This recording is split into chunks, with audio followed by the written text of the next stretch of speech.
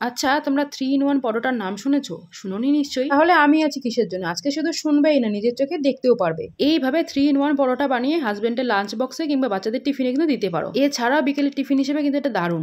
আর বাচ্চারা এরকম টিফিন পেলে খুশি হয়ে যাবে, এতটুকু আমি গ্যারান্টি দিতে পারি। এর জন্য যেটা করতে হবে, প্রথমেই আটা বা ময়দা খুব ভালোভাবে মেখে নিয়ে 1 ঘন্টার জন্য রেস্টে রেখে দিয়ে এরপর আটা থেকে লেচি কেটে নিয়ে ছোট ছোট 3টে রুটি বানিয়ে নিতে হবে। এবারে যেটা করতে হবে, প্রথমে একটা রুটির উপরে মিহি করে কুচিয়ে নেওয়া পেঁয়াজ, ধনেপাতা 2 চামচ মতো দিয়ে এবার দিয়ে দেবো অল্প করে একটু লবণ, আর দিয়ে দিচ্ছি 1 চামচ মতো ম্যাগি মশলা। এবার উপর থেকে একটা রুটি বসিয়ে সেম একইভাবে সবগুলোকে দিয়ে দেবো অল্প করে একটু চিজ গ্রেট করে। এবার এর উপরে আরেকটা রুটি বসিয়ে দিয়ে দেবো গ্রেট করে নেওয়া রসুন, কালো জিরে, সাদা তিল আর একটু কুচিয়ে নেওয়া ধনেপাতা। এবারে একদম আলতো হাতে পরোটাটাকে একটু পাতলা করে বেলে নিয়ে তাওয়া গরম করে নিচের দিকে কিছুটা সেকে নিয়ে ওর উপরে কিছুটা তেল দিয়ে দুই সাইড থেকে উল্টে পাল্টে একদম লো আছে সুন্দর একটা কালার চলে আসা পর্যন্ত ভেজে নিতে হবে। ব্যাস, পরোটা ভাজা হয়ে গেলে নামিয়ে বাচ্চাদের মুখের সামনে ধরে দিয়ে দেখো, তারা আনন্দে আত্মহারা হয়ে যায়। মাঝে মাঝে এরকম ভাবে বুদ্ধি খাটিয়ে কাজ করলে বাচ্চারা তো খুশি হয়, তাছাড়া আমাদের সময়টাও কিন্তু অনেকটা বেঁচে যায়।